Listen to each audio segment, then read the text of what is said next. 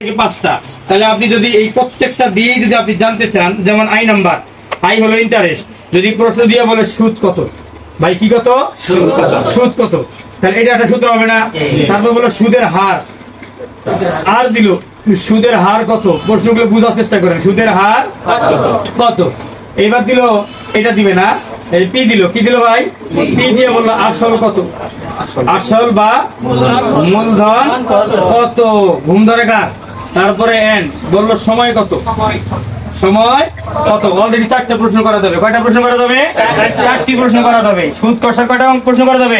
4টি প্রশ্ন করা যাবে এই সাধারণ সুদের ভিতরে সেটা।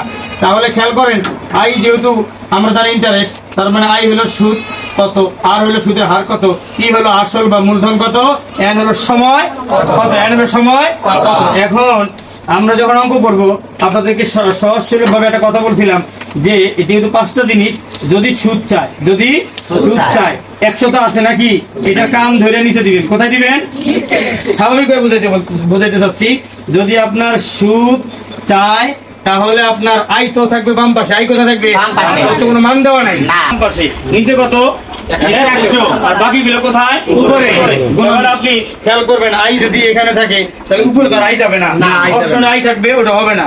তাহলে আপনার অপশনে আই যেটা আছে সেটা বাদ, আবার উপরে তো 100 যাবে না, 100 নিচে। তাহলে আর আছে কি? মূলধন আছে, সময় আছে, আর আছে।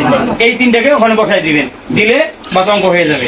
সেই ধারাবাহিকতায় 1 থেকে শুরু করে আপনার 12টা অঙ্ক হয়ে যাবে। চোখ বন্ধ করে নিচে রাখবেন 100, আর সংখ্যাগুলো রাখবেন উপরে, কাটাকাটি করবেন, ফাটাফাটি অঙ্ক হয়ে যাবে। একটা অঙ্ক করে দেন, কেন করে দিবে একটা অঙ্ক? আপনি গরিব নাকি? এই দেখেন গরিব। খেয়াল করেন 2 নম্বরটাই তাহলে ধরেন, কি বলছে 2 নম্বর, কি বলতে বলেন, পড়েন। মরল গরল কিছু বুঝি না। মুনাফা কথা আছে কি? মুনাফা মানে কি? সুদ। মুনাফা মানে কি? এটা আরেকটা সেটা নাই।